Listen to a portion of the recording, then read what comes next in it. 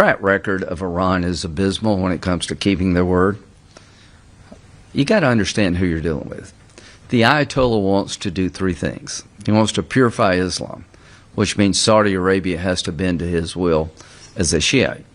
He wants to destroy the state of Israel because he thinks y'all are evil, that the Jews should not have a state, that God commands him to kill all the Jews. He wants to come after the United States, my country, because we're infidels. Well, I believe he believes all three. I believe if he had a nuclear weapon, he would use it to advance his religious cause. Israel can't afford to be wrong about this. So when I look at the Ayatollah, I take the man at his word. He's a religious Nazi. And the answer to, controlling religion, no. The answer to insisting that the United States bend our will to that of the Ayatollah, no, likely. If the Ayatollah survives all this bluster, God help the region. So my presence here today is to reassure the Israeli people there is no light or gaps between President Trump and Bibi about what to do and how to do it. There are two lines in the water right now. One's a diplomatic line, trying to find a way to end this regime diplomatically that will advance our national security interest. The other line is the military option. I think President Trump is looking for which line can catch the biggest fish. The bottom line is we're into weeks, not months, in terms of decision making. The Iranian people are hanging on. I attended a rally of 250,000 people in Munich. It's one of the most satisfying experiences of my professional life, to have 250,000 people, one, know who I was and appreciate what I was doing. Apparently, I'm commonly referred to as Uncle Lindsay in Iran, and apparently that's a good thing. But this hat, Make Iran Great Again, says a lot in a very few words.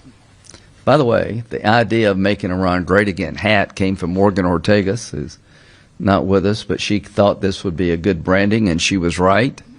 And this hat one day will go to Tehran. I look forward to delivering it to the people of Tehran. And President Trump, when asked about what this hat means and says, he said, I think what Senator Graham is trying to say is that the best way to make Iran great again is through the people, not the Ayatollah. I think he's right. So my hope is that in the coming weeks, if we can't find a diplomatic solution, that we engage in a great endeavor, supporting the people of Iran, demanding their freedom and the end of their oppression. We have military capabilities second to none. There is no more clever nation on the planet than Israel. There is no more powerful nation on the planet than the United States. As to the Iranian regime, you're weak because of your ideas. You're weak because of the way you've treated your people. You're weak because you're evil. Eventually, good will replace evil in Iran. To those who may participate in this endeavor, God bless you. God keep you safe, if that day does come. Could our soldiers be hit in the region? Absolutely, they could. Can Iran respond if we have an all-out attack? Absolutely, they can. I think the risk associated with that is far less than the risk associated with blinking and pulling the plug and not helping the people as you promised. We told them to go back in the street, keep protesting. Help was on the way. We have to be good to our word. So this trip is a special trip for me. It's putting a fine point on something I've been working on for over 2 years. I leave from here to go to the United Arab Emirates.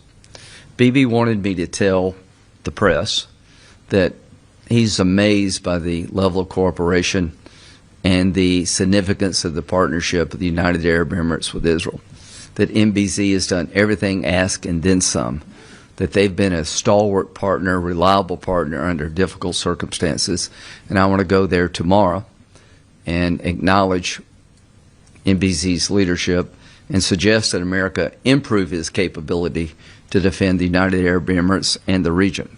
I will then go to Saudi Arabia. I believe that the Crown Prince still has the same vision for the region he did before October 7th. But October 7th has taken its toll. And at the end of the day, if the regime is still standing after all this bluster, October the 7th was a strategic win for Iran and radical Islam. If the regime falls as a result of the pressure put on the regime by Israel and the United States after October 7th, combined with the uprising of the people demanding a better life, then that would be the biggest change in the Mideast in 1,000 years. I am leaving here confident of the capability of the United States and Israel, if called upon, to deliver a decisive blow to the Iranian regime. I am hopeful that diplomacy may prevail yet. Either way, our date with history, our date with a new destiny for the Mideast is upon us. Questions?